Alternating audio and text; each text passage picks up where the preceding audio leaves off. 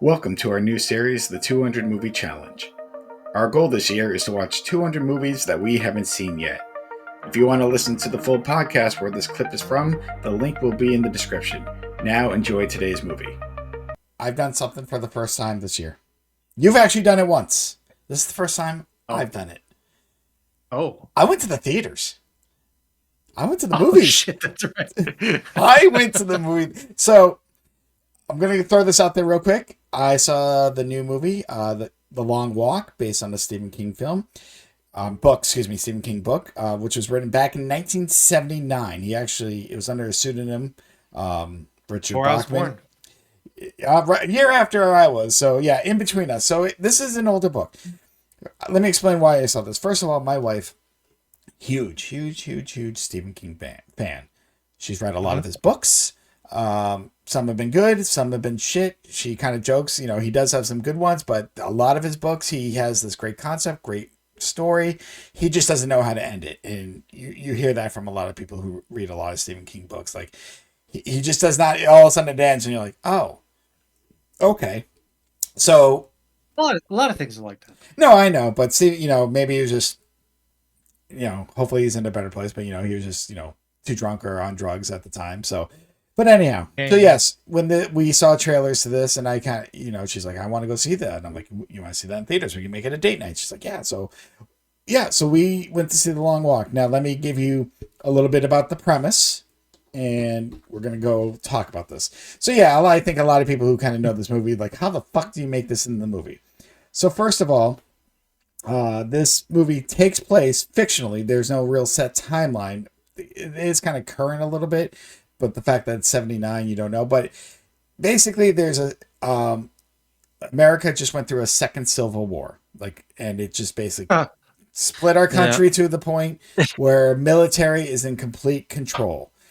So this is basically almost like 20 years later, and we find out that there's this thing that they call the Long Walk. Now, in the book, I think it's 100 people. I don't know much about the book, and this is the only thing. She hasn't read this book yet. She's actually reading it right now, so I can't go back and forth the differences. But I'm only here to talk about the movie anyways. But yeah, 50 boys sign up, teenage guys. I mean, from I think 16 to 8, take, in this thing called the Long Walk. And what it is, first of all, you can't go below 3 miles per hour. You can, but you get a strike. 3 strikes and you're out. Basically means they're going to shoot you in the fucking face. You can take away it if you go a mile without getting a strike, you lose a strike. So, if you, go like 2.5, but the next mile you stay at 3, you get one of your strikes are gone. So this is very good for the plot point, because it's like, man, people are going to get tired quick, or, no, you can lose strikes. If you go off on the side of the road, you get instantly killed. So you can't do any of that. Obviously, if you attack any of the military people, you get instantly killed. Now, the winner, one from each state, randomly drawn, but so many people sign up for the lottery because the winner, first of all, basically gets shitloads of money. But the more important thing is, and this is the weird part, they get one wish. Basically, they can wish for anything, no matter how lucrative, So it's basically, you hear the ideas of, you already have enough money, you can buy all this stuff. What's something that money can't buy? What's something you want? So now I'm going to kind of get into the story a little bit. So yeah, don't go under 3 miles per hour. These guys, walk and walk. So I didn't realize some of the stars. I shouldn't say stars, but who starred in this movie? First of all, the main guy was played by this guy Cooper Hoffman. I've never recognized him, but he's Philip Seymour Hoffman's son. This is his first really big role, and I didn't even know that until I researched this a little bit. I was like, oh, and then even Jill was like, oh yeah, he does look like him. And his backstory is, his character's backstory is, his mom dropped him off, doesn't want him to do this, but he wants to make something better. But you find out why he's doing this. He doesn't give a shit about the money. He wants that one wish, because we find out that the military guy that runs this, I hate to say competition, but this thing, who's actually played by Mark Hamill, by the way. Did not fucking recognize him at first. I'm like, how the fuck did I not recognize Mark Hamill? I think I was just too into it. He's not in a lot of scenes, and he's got like a very scruff voice. Like, he's not talking like Mark Hamill. But you find out this guy, Ray's backstory. Now, we just went through the Second Civil War. They've taken everything we talked about, the music media. There's no movies, Soto. There's no music. There's nothing. It's been taken away by the government. You find out, weirdly enough, like his mom sings him a lullaby. You don't catch it at first until later. The three of them are in the house of the dad, and he has like a secret stash where she's singing, Paradise City, Guns and fucking Roses. Wow. But she's doing it in a very low, so you don't catch it. Then when you're like, oh my God, that's why. But anyhow, the military finds out that he's been doing this, like he has, been sharing basically music, and they come and say, do you basically reject this idea or support the military, or and he's like, no, I believe in free will, and he gets shot. So you find out that Ray, because his father has died, his one wish, he's like, I want to ask for that carbine right there, and I'm going to shoot the major in the fucking face on live TV. He wants change. He's like, that's how I'm going to change the world.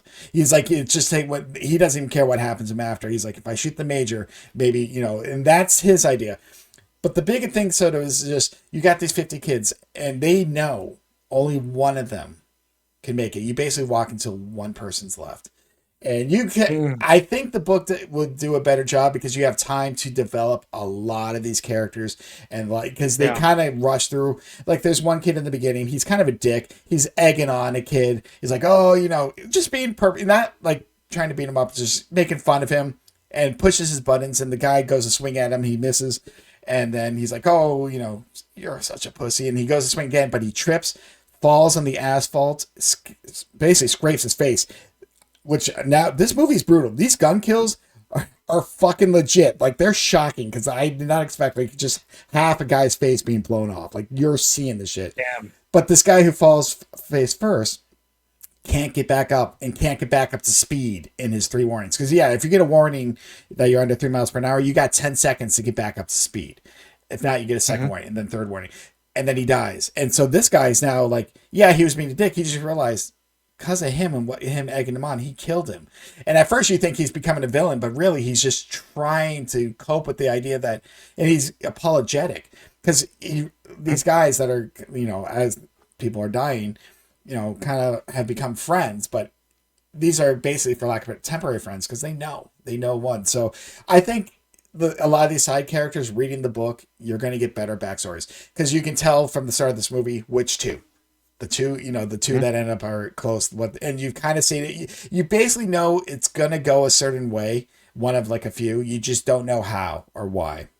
So, but I will say the two main guys, their budding friendship, how they get each other through, their stories, make this movie. Cooper Hoffman was great. The guy that plays his friend, I don't even recognize him. He reminds me of Chadwick Boseman in a way, just the way he carries himself. Like, those two are the stars of this. They carry this film. I think this could have been better with a little bit more side character work. Maybe also going into a little bit more of why the Civil War happened. Like, I kind of wanted a little bit more backstory. I get it. They kind of just jumped into this event, but I felt like there's so much missing beforehand. Like, all right, help me explain this. Or again, if you read the book, maybe you get those extra little bits. But as far as this movie, it just wasn't there. But so I tell you this, like, you're in it, the realism of those kills. I will tell you one thing: one guy needs to take a shit, and he's willing to risk that, the basically a warning. I didn't. Dude, the last thing I expected was watching a guy shit. Like, you're seeing shit come out. I mean, obviously I know it's a special effects, but seriously, and you're like, what the fuck? Like, all right, I was okay with guys' half brains being blown out, saying some of the shit that's happened, but it's just all of a sudden a couple times, like, they're literally just taking shits in the middle of the road, and it's happened. I'm like, okay, they're really showing it, but then they're joking because like one of the guys who had to do it, they're like, listen, we love you. Can you just go over there for like a half a mile or a half an hour? You're like, you're smelling right. So, but it's that budding friendship that carries this. Because it's new, I don't want to spoil it. I just felt like the ending was abrupt, and not abrupt, but just like it ended, and you're like, okay, it's something that makes you maybe think. we actually discussed the ending a little bit because Jill was like, what exactly? And I gave my interpretation. Whether or not that's right or not, I don't know. It just is what made sense to me. I think this is not everyone's cup of tea. Now, we joked about this. This is a premise I love. Like, why the fuck are they doing this? What's going on? Outside of these two, I just would have liked to know more. Actually, the funny thing also, I didn't realize one of the side guys was played by Ben Wong, who played the new Karate Kid with Jackie Chan and Ralph Macchio. I'm like, all right, so he went to this, and now, like Karate Kid, a very good guy, and in this one, he kind of plays the nerd. His wish, he's like, I want 10 naked ladies. And me and Jill started laughing. They're all like, you could buy 10 naked ladies with the money you get. He's like, I don't want to pay for women. That's gross. So it's that kind of level of, but we're just laughing, and they're like, well, if you don't buy them, someone still has to pay for them to spend the night with you. And he's like, I don't care. I just want 10 naked ladies. But they all have, like, that's the big thing. Like, what's the one wish you would wish for? If you could have anything. They told backstories of past people. One guy wished for an elephant. They got that a past winter, a fucking elephant. So you kind of hear what has happened. But again, they're not showing much of what's going on in the outside world. I don't get backstories much of a lot of these characters outside the main two. And I think because, this is under 2 hours. This is a movie I felt like, I know you just said, hey, Jason Statham, this could have been a 90-minute film. I felt like this movie would have helped so much more with an extra 30 minutes. I think it would have done a lot of better. Yeah, I would have been in it. I did enjoy this for what it was. My opinion is I think this could have been better. Because I know it's not doing well in theaters, which I can understand. This is not everyone's cup of tea. Really? It is I think it's made only 16, I'm looking it up now, 16 million. It's only a 20 million budget, so it's not like it wasn't a high budget. And I will say a little of the camera work at times, I don't want to say I got queasy, but because they're walking, there's a little bobbing motion. So if you get motion sickness or anything like that, some parts might get to you more so than the blood, the kills. Because, yeah, like I said, that camera work was weird, but I think it did help to the realism of the film. Not realism, but make the film feel that what's going on a little bit more realistic. So it was good. It's just, I don't know. Personally, I think I would have, not that it seemed predictable, but you've seen enough movies, Soto, where you can tell, okay, either this is going to happen or this, or maybe this. Like, you can kind of tell it's going to go down one of three. Like, there's not a wide variety of paths.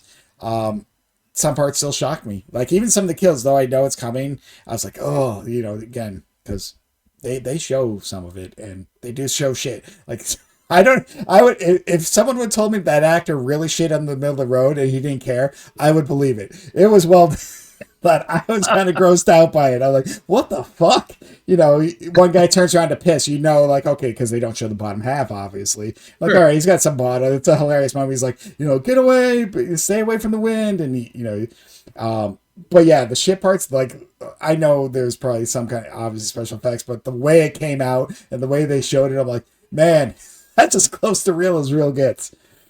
Mm-hmm. That's some real shit. Yes. All right, so where do I put this? This is my 80th movie. Wow.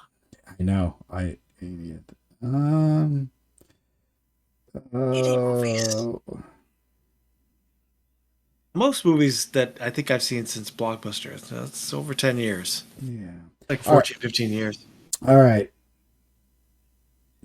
Like I said, I did like it. I just, all right, this feels right in the moment. Because again, I don't want to shit, literally, talk about shit again. I don't want to shit on this movie because there is a lot to it. And we've seen these kind of movies, kind of similar to Hunger Games, the way the world's gone and why these competitions that are quote unquote important. And yeah, you do learn more about these characters, but they're just so quick. I just wish there was more, but it was still good. It was well acted. And again, the main two stars are fucking good. I think they'll be around a while, hopefully. But Soto, I think I'm going to put this at 32.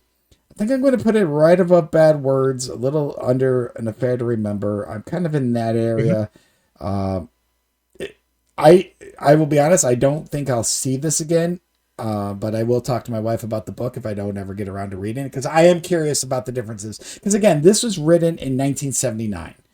They did update it a couple things, but for the most part, like I had a hard time. Like, when does this take place? Until the Paradise City thing came up, I was like, is this 60s? Is this today? Like, I don't know, because all you knew is there's this war, which and they don't really explain how that war happened, but right now the way things are going, who knows? So yeah, 32 seems good. I'll leave it at that. This could change, but right now that's a good family. I have no need to see this film again, but I am curious about the book. I want to see the differences and maybe what more they go into this. So